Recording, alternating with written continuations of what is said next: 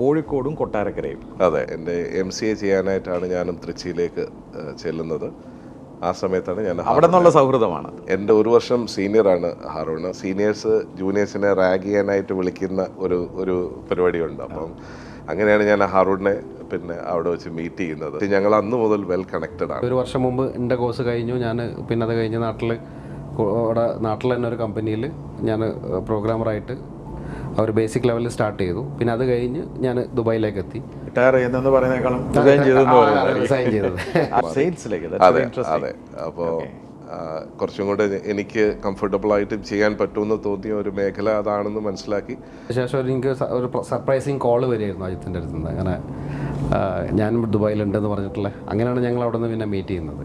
പിന്നെ അതൊരു റെഗുലർ മീറ്റിംഗായി മാറി. ഞങ്ങളെപ്പോഴും എല്ലാ ഈവനിങ്ങിലും ഡെയിലി എന്നുള്ള രീതിയിൽ തന്നെ ഞങ്ങൾ എങ്ങനെയെങ്കിലും ഒക്കെ കാണും അവിടെ നിന്ന്. എവിടെ നിന്നാണ് ഈ ഒരു സ്പാർക്ക് ഉണ്ടാവുന്ന ഒരു ബിസിനസ് തുടങ്ങണം എന്നൊക്കെ ചിന്ത വരുന്നത്? അതിൽ നിന്ന് ഉണ്ടായ ഒരു സ്പാർക്കാണ് നമ്മൾക്ക് ഇങ്ങനെ ഒരു ERP സിസ്റ്റം നമുക്ക് ഡെവലപ്പ് ചെയ്തുകൂടാ. ERP system. അതെ അതെ. അപ്പോൾ ഇദ്ദേഹം ഡെവലപ്പറാണ്, താങ്കൾ ഡെവലപ്പർ കം സെയിൽസ്മാനുമാണ്. അതെ. ERP സിസ്റ്റം ഡെവലപ്പ് ചെയ്യണം തോന്നലുണ്ടായി. അതിൽ ആരാണ് ആദ്യം രാജിവെക്കുന്നത്? ഞാനാണ് ഇറങ്ങുന്നത്.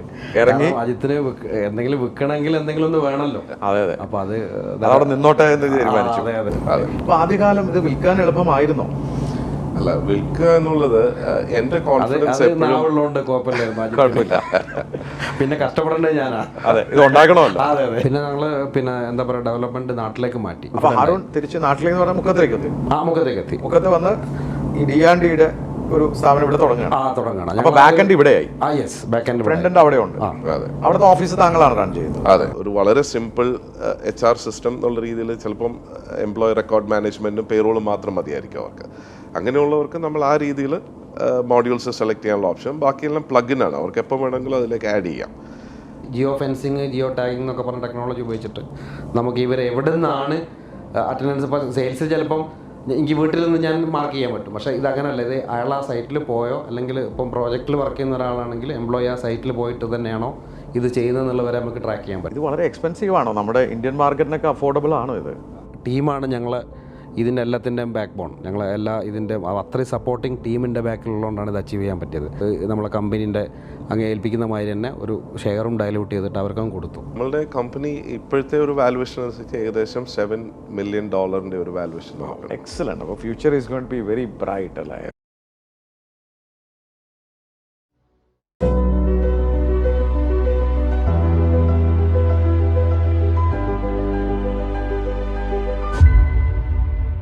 ഹായ്, ഞാൻ Shameem Rafeeq, corporate trainer, business coach. സ്പാർക്കുള്ള ഒരു പുതിയ എഡിഷനിലേക്ക് സ്വാഗതം. സംരംഭം തുടങ്ങുമ്പോൾ ഭാഗ്യം ചെയ്യണം നല്ല സൗഹൃദങ്ങൾ സംരംഭമായി തീർക്കാൻ. ചിലരങ്ങനെയാണ്. ആ സുഹൃത്ത് ബന്ധം ദീർഘകാലം കൊണ്ടുപോയി സംരംഭം തുടങ്ങി അത് വിജയിപ്പിക്കും. ഇൻഫർമേഷൻ ടെക്നോളജിയെക്കുറിച്ച് നമ്മളൊക്കെ ചിന്തിക്കുന്ന കാലത്ത് തന്നെ ആ സൗഹൃദം പൂവണിയുകയും നമ്മുടെ നാട്ടിൽ നിന്ന് വേറൊരു രാജ്യത്ത് പോയൊരു സംരംഭം തുടങ്ങുകയും ഇന്ന് നാട്ടിൽ കുടിനാത്തുകയും വിജയം നേടിയ 2 സംരംഭകരുടെ വിജയഗാഥയാണ് ഇന്ന് സ്പാർക്ക് നിങ്ങളുടെ മുന്നിൽ അവതരിപ്പിക്കുന്നത്. ഈ സ്പാർക്കുള്ള കഥ പറയാൻ എന്നോടൊപ്പം ഇരിക്കുന്നത് ശ്രീ അജിത്തും ഹാറൂണുമാണ്. രണ്ടുപേർക്കും സ്വാഗതം സ്പാർക്കിലേക്ക്. ഹാറൂൺ, തുടങ്ങാം. താങ്കൾ നാട് എവിടെയാണ്?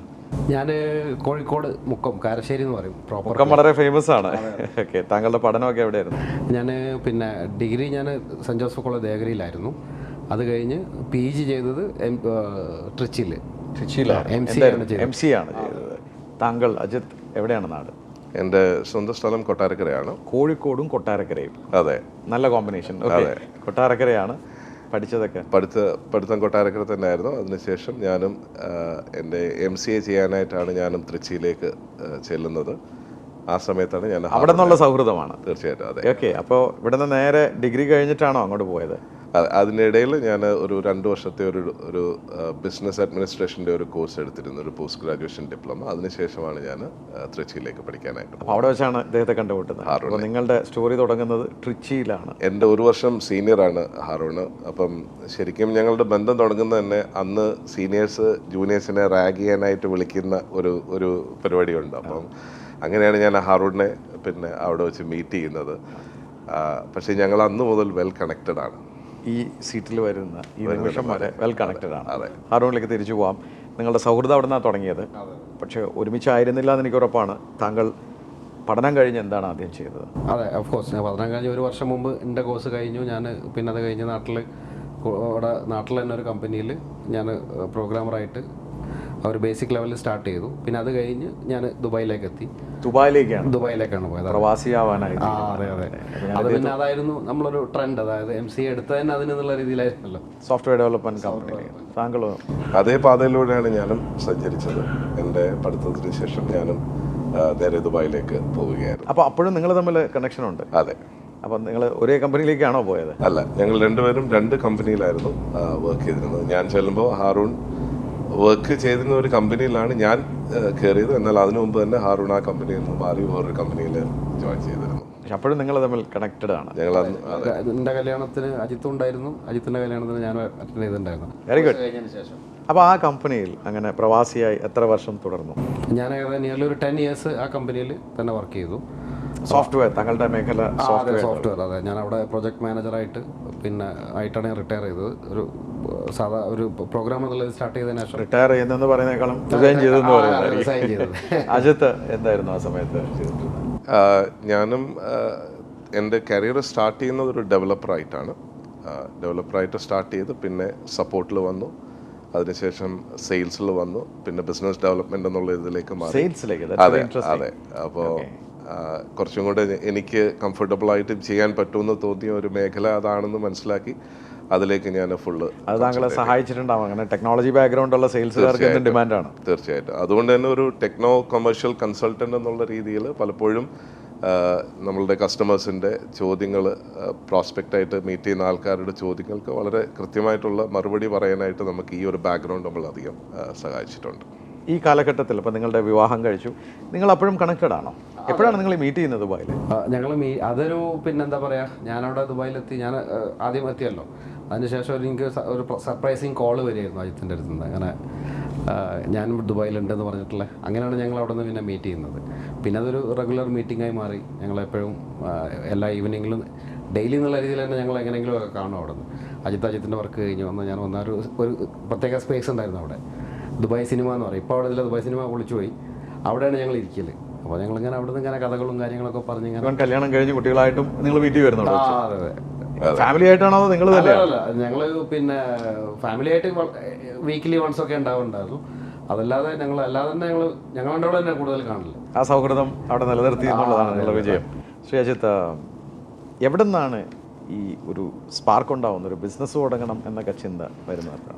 ഇങ്ങനെ കണ്ടുമുട്ടുന്ന സായാഹ്ന വേളകളിൽ ഞങ്ങൾ എപ്പോഴും ചർച്ച ചെയ്തുകൊണ്ടിരുന്നത് ഞങ്ങളുടെ ഈ ഒരു സോഫ്റ്റ്വെയർ എന്നുള്ള ഒരു സബ്ജക്റ്റ് തന്നെയായിരിക്കും നമ്മളുടെ ഒരു വിഷയം.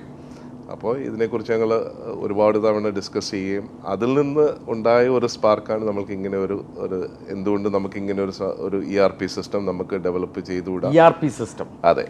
അപ്പോൾ ഇദ്ദേഹം ഡെവലപ്പറാണ്, താങ്കൾ ഡെവലപ്പർ കം സെയിൽസ്മാനുമാണ്. അതെ. ERP സിസ്റ്റം ഡെവലപ്പ് ചെയ്യണം തോന്നലുണ്ടായി. അതെ. ശരി, പിന്നീട് എന്ത് തീരുമാനിച്ചു? അതിൽ നിന്നാണ് ശരിക്കും ആ ഒരു സ്പാർക്ക് ഉണ്ടാകുന്നത്. ആ കണ്ടുമുട്ടലുകളിൽ നിന്നാണ് ഞങ്ങൾക്ക് ഇങ്ങനൊരു സ്പാർക്ക് ഉണ്ടായതും. അങ്ങനെ ഞങ്ങൾ പിന്നെ ഒരു ERP സിസ്റ്റം ഉണ്ടാക്കുക എന്നുള്ള ഒരു ഇതോടുകൂടി തീരുമാനമെടുത്തു. അതിന് ഹാറൂണ് ഡെവലപ്മെൻറ്റ് സൈഡിലുള്ള കോൺട്രിബ്യൂഷൻ ഹാറൂണിൻ്റെ സൈഡിൽ നിന്ന് ഉണ്ടായി. ഞാൻ ആ സമയത്ത് മറ്റൊരു കമ്പനിയിൽ വർക്ക് ചെയ്തുകൊണ്ടിരിക്കുകയാണ്. ഞാനന്ന് റിസൈൻ ചെയ്തിട്ടില്ല. ഹാറൂൺ, താങ്കൾ വളരെ സേഫായിട്ട് പ്രോജക്റ്റ് മാനേജറാണ്, 10 കൊല്ലമായിട്ട് അവിടെ ജോലി ചെയ്യാണ്, വരുമാനത്തിന് വലിയ പ്രശ്നമൊന്നുമില്ല, കുടുംബമുണ്ട്, റിസ്ക്കാണ്. അതെ, ഡെഫിനറ്റ്ലി. ഇതിൽ ആരാണ് ആദ്യം രാജിവെക്കുന്നത്? ഞാനാണ് ഇറങ്ങുന്നത്. ഇറങ്ങി അജിത്തിന് എന്തെങ്കിലും വിൽക്കണമെങ്കിൽ എന്തെങ്കിലും ഒന്ന് വേണമല്ലോ. അതെ. അപ്പൊ അതവിടെ നിന്നോട്ടെ എന്ന് തീരുമാനിച്ചു. രണ്ടുപേരും കൂടിയാണ് കമ്പനി സ്റ്റാർട്ട് ചെയ്യുന്നത്. ഡെഫിനറ്റ്ലി. ഓഫീസൊക്കെ എടുത്തോ? ഓഫീസ് ഉണ്ടായിരുന്നു. അതായത് നമുക്കൊരു ഷെയറിംഗ് സ്പേസ് എന്നുള്ള രീതിയിലാണ് ഓഫീസ് എടുത്തിട്ടുണ്ടായിരുന്നത്. അപ്പോൾ എംപ്ലോയിയോ? പിന്നെ ഒരു എംപ്ലോയിനെ ഞാൻ വെച്ചിട്ടുണ്ടായിരുന്നു. കൂടുതലും ഞാൻ തന്നെയാണ് അതിൽ ഇത് ചെയ്തിട്ടുണ്ടായിരുന്നത്. അപ്പം ഈ ERP എന്നുള്ള നമ്മൾ ആ സമയത്ത് നമ്മളെന്താ വിചാരിക്കുക, നമുക്ക് മറിക്കുക എന്നുള്ളൊരു തീരുമാനമൊക്കെ ആയിരിക്കുമല്ലോ. അങ്ങനെയാണ് ERP എന്നുള്ളതിലേക്ക് വന്നത്. പക്ഷേ പിന്നെ ഞങ്ങളത് ERP ഞങ്ങൾ കുറേ ക്ലയൻസിന് കൊടുത്തു. പിന്നെ അതിൻ്റെ ഒരു ചാലഞ്ചസും കാര്യങ്ങളൊക്കെ അതിൻ്റെ എന്താ പറയുക, ആ വിടുത്തും ഞങ്ങൾക്ക് ശരിക്കും അങ്ങോട്ട് എന്താ പറയുക മനസ്സിലാവുന്നത്. ആ ഒരു ERP ഒരു കടലാണ്. ഈ കടലുമായിട്ടാണ് ഇദ്ദേഹം വിൽക്കാൻ കൊണ്ടുപോകുന്നത്. അപ്പോൾ അവിടെ നിന്നൊക്കെയാണ് പിന്നീട് അതൊരു സ്പെഷ്യലൈസേഷൻ വേണമെന്ന് തോന്നിയത്. അപ്പോൾ ആദ്യകാലം ഇത് വിൽക്കാൻ എളുപ്പമായിരുന്നോ? അല്ല, വിൽക്കുക എന്നുള്ളത് എൻ്റെ കോൺഫിഡൻസ് എപ്പോഴും കുഴപ്പമില്ല. പിന്നെ കഷ്ടപ്പെടേണ്ടത് ഞാനാ. അതെ, ഇത് ഉണ്ടാക്കണമല്ലോ. അപ്പൊ അജിത്തിന്റെ കോൺഫിഡൻസ് എന്താണ്? എൻ്റെ കോൺഫിഡൻസ് എന്ന് പറയുന്നത് ഹാറൂൺ പുറകിലുണ്ട് എന്നുള്ളതാണ്. താങ്കൾ എന്ത് ഓർഡർ എടുത്താലും ഇങ്ങനെ ഉണ്ടാക്കിക്കോളും. ഞാൻ എപ്പോഴും അങ്ങനെയാണ് ചെയ്യുന്നത്. കാരണം നമ്മൾ പോകുമ്പം നമ്മൾ മീറ്റ് ചെയ്യുന്ന ആൾക്കാർക്ക് ഒരുപാട് ഡിമാൻഡ്സ് ഉണ്ടാവും. ഇപ്പോൾ ഈ എപ്പോഴും സെയിൽസ് ഉള്ളതാണ്, നമ്മൾ പോയി ഹിമാലയ ഓഫർ ചെയ്യും, പിന്നെ അത് ഉണ്ടാക്കി കൊടുക്കുക എന്നുള്ളതാണ് പിന്നെ ഒരു ഡെവലപ്പർ എന്നുള്ള രീതിയിൽ അല്ലെങ്കിൽ ഒരു പ്രൊജക്റ്റ് മാനേജ് ചെയ്യുന്ന ആളെന്നുള്ള രീതിയിൽ ഹാറൂണിൻ്റെ ഉത്തരവാദിത്വം. അത് വളരെ എഫിഷ്യൻ്റായിട്ട് ഹാറൂണിന് ചെയ്യാൻ പറ്റും എന്നുള്ള കോൺഫിഡൻസ് ആണ് എന്നെ ഇങ്ങനെയുള്ള കാര്യങ്ങളിലേക്ക് ധൈര്യപൂർവ്വം ഇറങ്ങി ചെല്ലുവാനായിട്ട് സഹായിച്ചിട്ടുള്ളത്. അപ്പോൾ ആ ഒരു ERP സൊല്യൂഷൻ എന്ന് പറയുന്ന ഒരു കടലുമായിട്ട് പോയാൽ അതൊരു വലിയ കൺഫ്യൂസിങ് ആണ്. അതെ. അപ്പോൾ അവിടെ നിന്ന് എന്താണ് പിന്നെ തീരുമാനം? അതിൽ പിന്നെ നമ്മൾ ഇത് ഒരുപാട് പിന്നെ ഡിപ്പാർട്ട്മെൻറ്റ് മോഡ്യൂൾസ് ഒക്കെ ഉള്ളതായതുകൊണ്ട് ഞങ്ങൾ സ്പെസിഫിക്കലി GCC അല്ലെങ്കിൽ UAE മാർക്കറ്റിലേക്ക് ഏറ്റവും കൂടുതൽ ഡിമാൻഡുള്ള ഒരു ഏരിയയാണ് HR. അത് ഞങ്ങൾ ഐഡൻറ്റിഫൈ ചെയ്തു. ബാക്കിയുള്ള ERPയിലും ഇതിലൊന്നും അത് ഈ മിഡിൽ ഈസ്റ്റ് പേറോൾ എന്നൊരു കോൺസെപ്റ്റ് അതിൽ അത്ര കസ്റ്റമൈസ്ഡ് ആയിട്ട് ഇൻറ്റിഗ്രേറ്റ്. അപ്പോൾ അത് ഞങ്ങളൊരു ഒരു സെല്ലിംഗ് കേക്കായിട്ട് പിന്നെ ഡെവലപ്പ് ചെയ്തു. അത് ശരിക്കും അജിത്തിൻ്റെ ഒരു പിന്നെ ഒരു തിരിച്ചറിവ് കൂടെയാണത്. മാർക്കറ്റ് എക്സ്പീരിയൻസ് വെച്ചിട്ട് അത് ഞങ്ങൾ പിന്നെ അതിലേക്ക് HR സൊല്യൂഷൻ. അതിന്റെ പേരെന്താണ്? Dots HR. അപ്പോൾ നിങ്ങളുടെ സ്ഥാപനത്തിന്റെ പേരെന്താണ്? DND. അപ്പോൾ ഇതൊരു പ്രോഡക്റ്റ് ആക്കി ഡോട്ട്സ്. അതെ അതെ. ഡോട്ട്സ് എന്താണ് ഈ ഡോട്ട്സ് എന്ന് പറയുന്നത്? ഡോട്ട്സ് എന്നുള്ളത് അത് റെപ്രസെൻ്റ് ചെയ്യുന്നത് ഒരു കമ്പനിയിൽ നമുക്ക് മൾട്ടിപ്പിൾ ഡിപ്പാർട്ട്മെൻറ്റ്സ് ഉണ്ട്. ആ ഓരോ ഡിപ്പാർട്ട്മെൻറ്റിനെയും നമ്മളൊരു ഡോട്ടായിട്ട് കണ്ടാൽ ഇതിനെല്ലാം കൂടെ കണക്ട് ചെയ്യുന്ന ഒരു സൊല്യൂഷൻ എന്നുള്ള രീതിയിലാണ് നമ്മൾ ഡോട്ട്സ് എന്നുള്ള പേരിട്ടത്. പക്ഷേ HRM എന്ന് പറയുന്ന സാധനത്തിലേക്ക് വന്നപ്പോഴേക്കും ഇതൊരു ഹോട്ട് കേക്കായി. ഡെഫിനറ്റ്ലി. അതെ, അത് അടിച്ച് കത്ത് കയറിയോ? അതെ, അത് നമ്മൾ ആ ഒരു ബ്രാൻഡ് നമ്മളത് മാർക്കറ്റിൽ നമ്മൾ ക്രിയേറ്റ് ചെയ്തെടുത്തു, ഒരു നോൺ പ്രോഡക്റ്റ് ആക്കി മാറ്റിയെടുത്തു.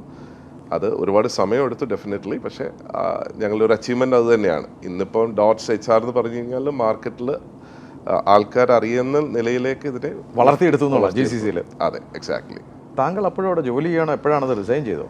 ഞാൻ 2015 വരെ ആ കമ്പനിയിൽ, ഏകദേശം 13 വർഷം ഞാൻ ആ കമ്പനിയിൽ എൻ്റെ ജോലി തുടർന്നു. 15-ലാണ് ഞാൻ ഫുൾ ടൈം. അപ്പോൾ ആ സമയം കൊണ്ട് താങ്കളുടെ ടീം സൈസ് എന്തായി? പിന്നെ ഞങ്ങൾ പിന്നെ എന്താ പറയുക, ഡെവലപ്മെൻറ്റ് നാട്ടിലേക്ക് മാറ്റി. അതായത് അവിടെ കൂടുതൽ ആൾക്കാരെ എംപ്ലോയ് ചെയ്യുക എന്നുള്ളതും ഈവൻ വിസ എടുക്കുക എന്ന് പറഞ്ഞാൽ തന്നെ പ്രോസസ്സാണ്. എല്ലാം തലവേദന. അതെ അതെ. പിന്നെ അതുകൊണ്ട് ഞങ്ങൾ നാട്ടിലേക്ക് കണ്ടിട്ട് 15-20 എന്നുള്ള സൈസിലേക്ക് വന്നു ഞങ്ങൾ നാട്ടിൽ. അപ്പോഴത്തേക്ക് പിന്നെ ശരിക്കും ഹാറൂൺ തിരിച്ച് നാട്ടിലേക്ക് പറഞ്ഞാൽ മുക്കത്തിലേക്ക് എത്തി. മുക്കത്ത് വന്ന് ഈ DNDയുടെ ഒരു സ്ഥാപനം ഇവിടെ തുടങ്ങുകയാണ്. അപ്പോൾ ബാക്ക് എൻഡ് ഇവിടെയായി. ഫ്രണ്ട് എൻഡ് അവിടെ ഉണ്ട്. അവിടുത്തെ ഓഫീസ് താങ്കളാണ് റൺ ചെയ്യുന്നത്. അതെ. അപ്പോൾ ഇവിടെ ഇപ്പോൾ എത്ര പേരായി? ഇവിടെ ഇപ്പം 50-ഓളം പേരുണ്ട്. അവിടെയോ? അവിടെ നമുക്കിപ്പോൾ ഏകദേശം 15-ഓളം ആൾക്കാരുണ്ട്. അപ്പോൾ അത് ഫ്രണ്ട് എൻഡും ഇവിടെ ബാക്ക് എൻഡും. അതെ. അപ്പോൾ താങ്കൾ അവിടെ സെയിൽസ് ആൻഡ് മാർക്കറ്റിംഗ് അവിടെ ഇരുന്ന് ഡ്രൈവ് ചെയ്യുന്നു, ഇദ്ദേഹം ഇവിടെ ഇരുന്ന് ബാക്ക് എൻഡ് ഡ്രൈവ് ചെയ്യുന്നു അല്ലേ? എന്താണ് ഈ പ്രോഡക്റ്റിൻ്റെ പ്രത്യേകത? എന്താണ്? എത്ര കസ്റ്റമേഴ്സിലേക്ക് ഇത് എത്തിച്ചിട്ടുണ്ട്? നമുക്ക് ഈ ചുരുങ്ങിയ കാലയളവ് കൊണ്ട് തന്നെ ഏകദേശം 300-ലധികം കസ്റ്റമേഴ്സിനെ നമുക്ക് നേടിയെടുക്കാനായിട്ട്. എവിടെയൊക്കെയാണ് ഇവർ? നമ്മൾ എൻ്റയർ GCC ആണ് തുടങ്ങിയെങ്കിലും ഗ്രാജുവലി നമ്മൾ മിഡിൽ ഈസ്റ്റ് എന്നുള്ള ഒരു ബെൽറ്റിലേക്ക് നമ്മൾ കയറി. അതിനുശേഷം ആഫ്രിക്ക നമ്മൾ ചെയ്തിട്ടുണ്ട്.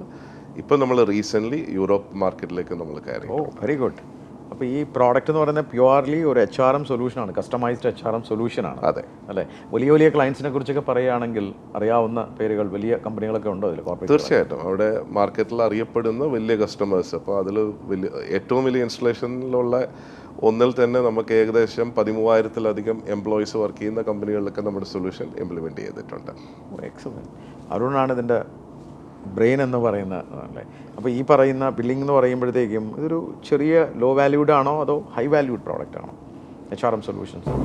അത് എന്ന് വെച്ച് കഴിഞ്ഞാൽ നമ്മൾ ഡിപ്പെൻഡിങ് ഓൺ ദ മോഡ്യൂൾസ്. പിന്നെ ഈ അഗെയിൻ HRMലേക്ക് വന്നാൽ തന്നെ അതിന് കുറേ മോഡ്യൂൾസ് ഉണ്ട്. അറ്റൻഡൻസ്, പേറോള്, പിന്നെ റിക്രൂട്ട്മെൻറ്റ്, ട്രെയിനിങ് എന്നൊക്കെ പറഞ്ഞു. അപ്പോൾ അതിൽ ഡിപ്പെൻഡിങ് ഓൺ ദ മോഡ്യൂൾസ് അത് എങ്ങനെയാണോ അതനുസരിച്ചാണ് ആ വാല്യൂ ഡിസൈഡ് ചെയ്യുന്നത് ഇൻ ടേംസ് ഓഫ് പ്രൈസിങ്ങിൽ കേട്ടോ. പ്രൈസിങ് അപ്പോൾ ഒരു ഏറ്റവും വലിയ പ്രൈസിംഗ് ഒക്കെ വലിയ കോർപ്പറേറ്റുകളൊക്കെ എത്ര ബെറ്റർ രാജ്യത്തിനായിരിക്കും. എത്ര നമ്മൾക്ക് ഇപ്പം $10,000 മുതൽ നമുക്ക് ഏതാണ്ട് ഒരു $70,000 വരെ ബില്ല് ചെയ്യാൻ പറ്റുന്ന രീതിയിലുള്ള ഒരു മോഡുലാർ ഡിസൈനാണ് നമ്മളുടെ. അതിൻ്റെ ആർക്കിടെക്ചർ അങ്ങനെയാണ്. ഹാറൂൺ പറഞ്ഞ പോലെ തന്നെ എല്ലാ കസ്റ്റമേഴ്സിനും എല്ലാം ആവശ്യമില്ല. അപ്പം ചിലർക്ക് എന്താ പറയുന്നത് ഒരു വളരെ സിമ്പിൾ HR സിസ്റ്റം എന്നുള്ള രീതിയിൽ ചിലപ്പം എംപ്ലോയി റെക്കോർഡ് മാനേജ്മെൻറ്റും പേറോളും മാത്രം മതിയായിരിക്കും അവർക്ക്. അങ്ങനെയുള്ളവർക്ക് നമ്മൾ ആ രീതിയിൽ മോഡ്യൂൾസ് സെലക്ട് ചെയ്യാനുള്ള ഓപ്ഷൻ, ബാക്കിയെല്ലാം പ്ലഗിനാണ്, അവർക്ക് എപ്പോൾ വേണമെങ്കിലും അതിലേക്ക് ആഡ് ചെയ്യാം. അപ്പം പ്രോഡക്റ്റ് ഇസ് ഓൾവേസ് സ്കെയിലബിൾ. നമുക്കിത് എങ്ങനെ വേണമെങ്കിലും കസ്റ്റമേഴ്സിന് ആവശ്യമുള്ള രീതിയിൽ അത് മാത്രം എടുത്താൽ മതി. അത് പിന്നീട് ആവശ്യമുണ്ടെങ്കിൽ പൈസ കൂടുതൽ കൊടുത്തുകൊണ്ട് വാങ്ങുക എന്നുള്ളതാണ്. ഇവിടെയാണ് ടെക്നിക്കൽ സൈഡ് ഹരുണാ നോക്കുന്നത്. ഇതിൻ്റെ ഒരു കോമ്പാറ്റബിലിറ്റി ഇഷ്യൂ വരില്ലേ നിങ്ങളുടെ ഒരു സാധനം? കാരണം ERP പലതും ആയിരിക്കാം, അപ്പോൾ ഇത് കോമ്പാറ്റബിൾ ആണ്? അതെ, കോമ്പാറ്റബിൾ എന്ന് വെച്ചാൽ ഞങ്ങൾ പിന്നെ ഇപ്പോൾ അതിന് കുറച്ച് നല്ല ടെക്നോളജികളുണ്ട്. അതായത് നമുക്ക് ആപ്ലിക്കേഷൻ തമ്മിൽ കമ്മ്യൂണിക്കേറ്റ് ചെയ്യാൻ API എന്നൊക്കെ പറഞ്ഞിട്ട് കുറേ ടെക്നോളജികളുണ്ട്. അപ്പോൾ ആ ടെക്നോളജി വെച്ചിട്ടാണ് ഇപ്പോൾ നമുക്ക് എന്താ പറയുക, ഇപ്പം ലാംഗ്വേജ് പോലെ ഒരു ബാരിയർ അല്ല. നിങ്ങൾ ഇംഗ്ലീഷ് പറഞ്ഞാൽ നിങ്ങൾ ഇംഗ്ലീഷ് പറഞ്ഞാൽ എനിക്ക് മലയാളത്തിൽ കേൾക്കാം. അതേപോലെ തന്നെ നമുക്ക് ഈ ആപ്ലിക്കേഷൻസ് തമ്മിൽ കമ്മ്യൂണിക്കേറ്റ് ചെയ്യാൻ നല്ല ടൂളുകളുണ്ട്. അപ്പോൾ അത് വെച്ചാണ് നമ്മൾ ഇത് ചെയ്യുന്നത്. അപ്പം ഈവൻ നമ്മൾ പറയുകയാണെങ്കിൽ ഇപ്പം നമ്മൾ ഈ ഒരു ഇത് പറഞ്ഞ സമയത്ത് നമുക്ക് ഒരു പിന്നെ വാട്സപ്പ് ചാറ്റ് ബോട്ട് ഉണ്ട്.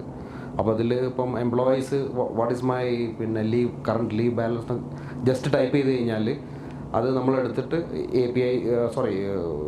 നമ്മൾ AI വെച്ചിട്ട് നമ്മളത് okay you got this much leave balance പറഞ്ഞിട്ട് അങ്ങനെ കമ്മ്യൂണിക്കേഷൻ നമ്മൾ ചെയ്യുന്നുണ്ട്. അപ്പോൾ ഹ്യൂമനുമായിട്ട് ഇപ്പം കമ്മ്യൂണിക്കേറ്റ് ചെയ്യുന്നുണ്ട്. അതേപോലെ ഈ രീതിയിൽ തന്നെ നമ്മൾ ഇപ്പം വലിയ വലിയ ERP-കളുമായിട്ട് നമ്മൾ കമ്മ്യൂണിക്കേറ്റ് ചെയ്യുന്നുണ്ട്.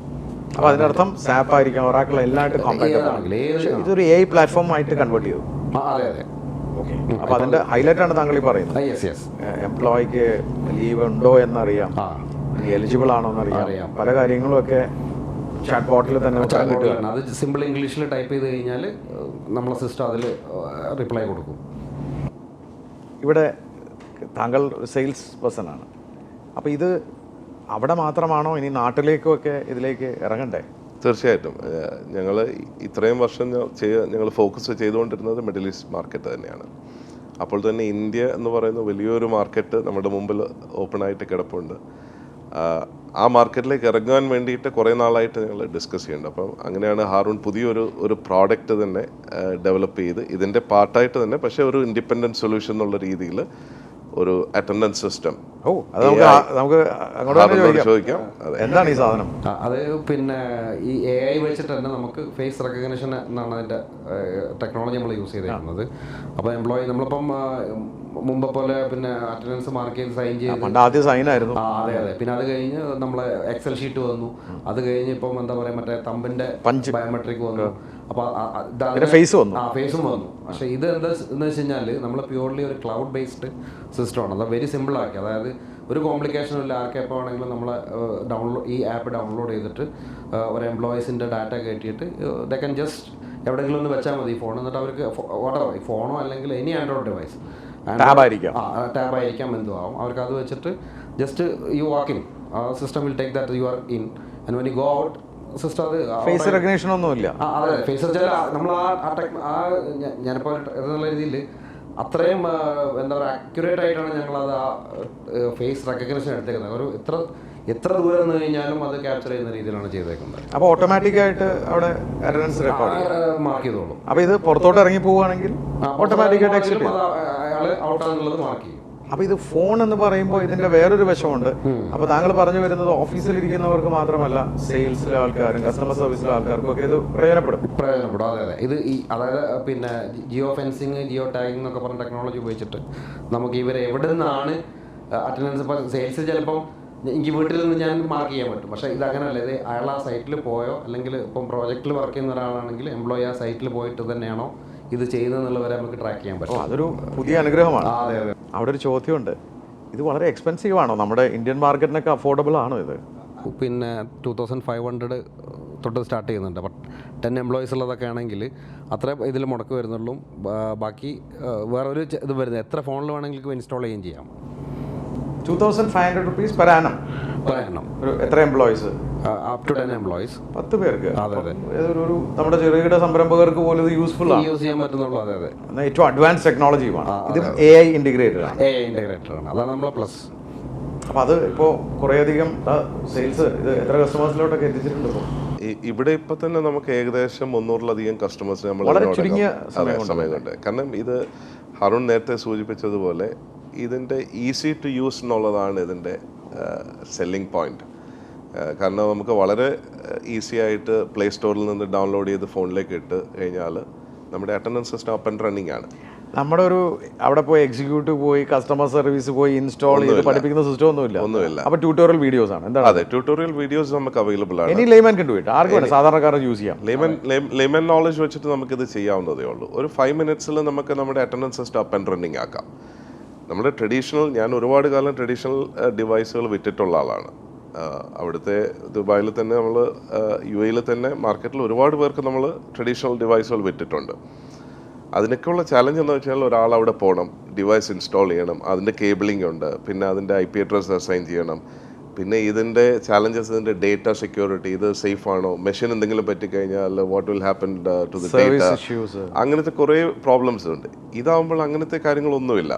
ആപ്ലിക്കേഷൻ ഡൗൺലോഡ് ചെയ്ത് കഴിഞ്ഞാൽ നമ്മുടെ ഏതൊരു ഗാഡ്ജറ്റും നമുക്ക് ഒരു അറ്റൻഡൻസ് മെഷീനാക്കി മാറ്റിയെടുക്കാം. പിന്നെ data is always safe on cloud. ഇതിൽ ഈസി ടു യൂസ് എന്ന് പറഞ്ഞാൽ ഇപ്പോൾ നമ്മളൊരു ക്ലയൻ്റ് ഉണ്ട്, അവർക്ക് കാറ്ററിംഗ് ആണ് അവർ ചെയ്യുന്നത്. അപ്പോൾ ഇവർക്ക് എന്താ വെച്ച് കഴിഞ്ഞാൽ ഇപ്പോൾ ഓരോ ഏരിയയിൽ നിന്ന് ആ ഏരിയയിലുള്ള കാറ്ററിംഗ് ബോയ്സിനെ സെലക്ട് ചെയ്തിട്ടാണ് അവർ പിന്നെ ആ ഇവൻ്റ് നടത്തുന്നത്. അപ്പോൾ അങ്ങനത്തെ കേസുകളിൽ ഇവരെന്ത് ചെയ്യുന്നത് വെച്ച് കഴിഞ്ഞാൽ നമുക്ക് ശരിക്കും ഇത് രജിസ്റ്റർ ചെയ്യാൻ നോർമലി അതർ ഡിവൈസിലൊക്കെ എംപ്ലോയി തന്നെ വന്ന് രജിസ്റ്റർ ചെയ്യണം. ഈ ഒരു കേസിൽ നമുക്കെന്താ വെച്ചാൽ അവരെ ഫോട്ടോ കിട്ടിയാൽ മതി. അപ്പോൾ ഇത്രയും എംപ്ലോയീസിന് ഇവർ ഹെഡ് ഓഫീസിലൊക്കെ വേറെ ഫോട്ടോ അയച്ചു കൊടുക്കും, എന്നിട്ട് ഇവർ വന്നിട്ട് അറ്റൻഡൻസ് മാർക്ക് ചെയ്ത് പോകും. അപ്പോൾ ഫോട്ടോ വെച്ചിട്ട് അത്രയ്ക്ക് അതെ, ഈ അൽഗോരിതത്തിൻ്റെ ഏറ്റവും വലിയ സ്പെഷ്യാലിറ്റി അതാണ്. ഒന്ന്, നമുക്ക് പ്രീ രജിസ്ട്രേഷൻ ഇല്ല, ജസ്റ്റ് ഫോട്ടോ അപ്ലോഡ് ചെയ്ത് കൊടുത്താൽ മതി. അതായത് എംപ്ലോയി വന്ന് ഡിവൈസിൻ്റെ മുമ്പിൽ നിന്ന് ഫേസ് കാണിച്ച് രജിസ്റ്റർ ചെയ്യുക, അങ്ങനെ ഒരു പ്രോസസ്സ് ഇല്ല. അതിന് പകരം ആ ആളുടെ പിക്ചർ അപ്ലോഡ് ചെയ്ത് കൊടുത്തു കഴിഞ്ഞാൽ അതിന് എഗൻസ്റ്റ് ആയിട്ടാണ് നമ്മുടെ ഈ അൽഗോരിതം വെരിഫൈ ചെയ്യുന്നത്. അതിൽ നമ്മൾ 99% ആക്യുറസി നമ്മൾ അഷ്യൂർ ചെയ്യുന്നുണ്ട്. പല യൂസ് കേസസിൽ നമ്മളത് ടെസ്റ്റ് ചെയ്തിട്ടുമുണ്ട്. 99% ആക്യുറേറ്റ്. അവിടെ ആ അൽഗോരിതമാണ് നമ്മുടെ ഈ അറ്റൻഡൻസ് സിസ്റ്റത്തിൻ്റെ ഏറ്റവും വലിയ ബാക്ക് ബോൺ എന്ന് പറയുന്നത്. നിങ്ങൾ 2 പേർ ചേർന്ന് തുടങ്ങിയ ഒരു സംരംഭമാണിത്.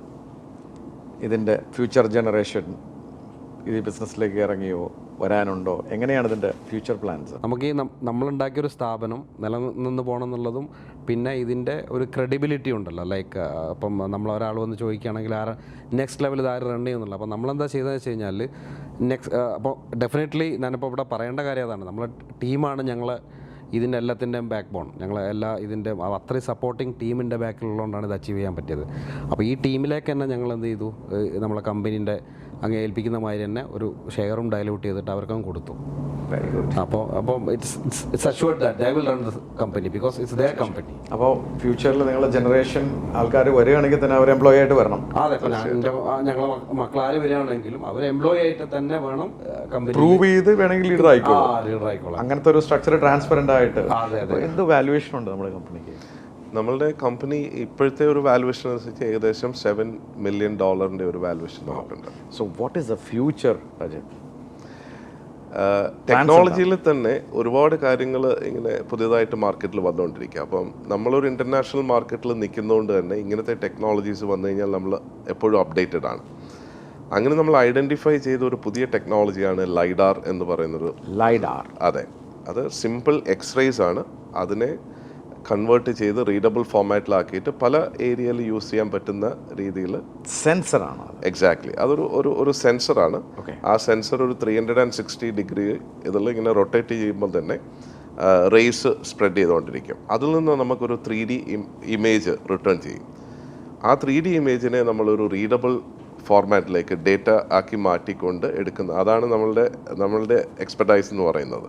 അവിടെയാണ് നമ്മുടെ കോൺട്രിബ്യൂഷൻ. അപ്പോൾ ഈ ലൈഡാർ എന്ന് പറയുന്ന ടെക്നോളജി, ഫോർ എക്സാമ്പിൾ നമ്മളിപ്പോൾ ലക്ഷറി കാറിലൊക്കെ വാഹനങ്ങൾ ചുറ്റും പോകുമ്പോൾ തന്നെ 360 ഡിഗ്രിയിൽ നമുക്ക് അലാം കിട്ടും. എക്സാക്ട്, അതാണോ ഈ പറയുന്നത്? അതെ.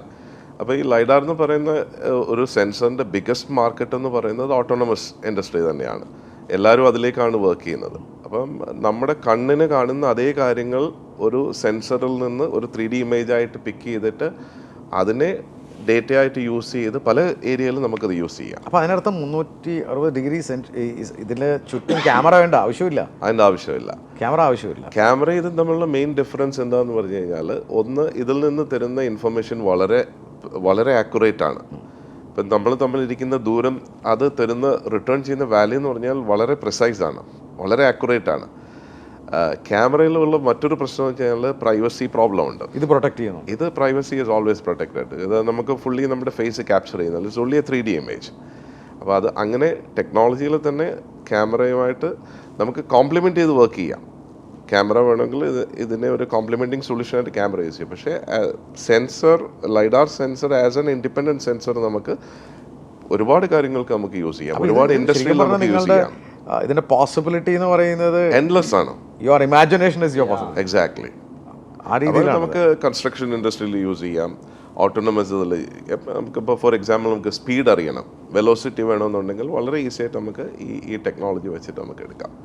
അപ്പോൾ ഇതിൻ്റെ എന്താണ് നിങ്ങളുടെ അസോസിയേഷൻ എന്താണ് ലൈഡാറായിട്ട്? അപ്പോൾ ഇത് നമ്മളൊരു US കമ്പനിയായിട്ട് നമ്മളിപ്പോൾ ഒരു എഗ്രിമെൻറ്റ് സൈൻ ചെയ്ത് മിഡിൽ ഈസ്റ്റ് മാർക്കറ്റിൻ്റെ ഡിസ്ട്രിബ്യൂട്ടറായിട്ട് നമ്മൾ ആ കമ്പനിയുടെ ഡിസ്ട്രിബ്യൂട്ടറായിട്ട് നമ്മൾ മാറിയിരിക്കുകയാണ്. അപ്പം ഈ സെൻസർ നമുക്ക് പുതിയ ഇതിലേക്ക് നമ്മുടെ പ്രോഡക്റ്റ് ഡെക്കിലേക്ക് ആഡ് ചെയ്തിട്ടുണ്ട്. അത് ഈ മാർക്കറ്റിലേക്കും കൊണ്ടുവരണം എന്നുള്ളതാണ് നമ്മുടെ ആഗ്രഹം. എക്സലന്റ്. അപ്പോൾ future is going to be very bright അല്ലേ? ഹറൂൺ, നമ്മുടെ ഈ പ്രോഡക്റ്റ് ഡെവലപ്മെൻറ്റിൽ ഒതുങ്ങിയോ നിങ്ങളുടെ ആ ബാക്ക് എൻഡ് ഓപ്പറേഷൻസ്? അതിൽ നമ്മൾ പറയുകയാണെങ്കിൽ ശരിക്കും ഞങ്ങൾ ഈ റിസോഴ്സിനെ കിട്ടുക എന്നുള്ളത് എസ്പെഷ്യലി മുക്കം പോലത്തെ ഒരു സ്ഥലത്ത് വലിയൊരു ചാലഞ്ചിങ് ആണ്.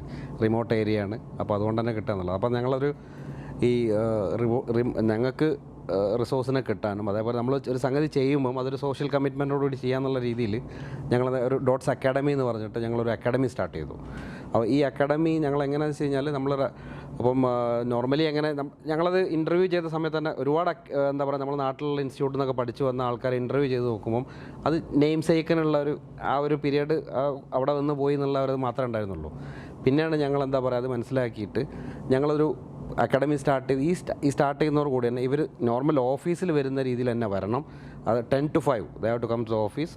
അങ്ങനെ അത് വന്ന് ഒരു കോർപ്പറേറ്റ് കൾച്ചറിൽ തന്നെ, അതായത് അവർക്ക് ലീവ് വേണമെങ്കിൽ ലീവ്, ആ ഒരു പ്രോസസ് ഫ്ലോ ഉണ്ട്. ആ രീതിയിൽ തന്നെ വന്ന് അപ്പം ഞങ്ങളവിടെ ട്രെയിനിങ് കഴിഞ്ഞ് പോകുന്നവർക്ക് എന്താ പറയുക ഒരു പിന്നെ മൾട്ടിനാഷണൽ കമ്പനിയിൽ വർക്ക് ചെയ്ത ആ ഒരു എൻവയോൺമെൻറ്റ് ഫീൽ ചെയ്തിട്ട് ഓൺ ദ ജോബ് ട്രെയിനിങ് അതാണ് കൊടുക്കുന്നത്. അപ്പം അതുകൊണ്ട് തന്നെ ഇപ്പോൾ ഞങ്ങളതിൽ കഴിഞ്ഞ് പോയൊരു 100% പ്ലേസ്മെൻറ്റ് നടന്നിട്ടുണ്ട്. എത്ര സ്റ്റുഡൻസ് ഇത് പഠിച്ചിറങ്ങി? ഞങ്ങളിപ്പം ഒരു എന്താ പറയുക നിയർലി 50 സ്റ്റുഡൻസ് അവിടെ നിന്ന് പഠിച്ചിറങ്ങിയിട്ടുണ്ട്.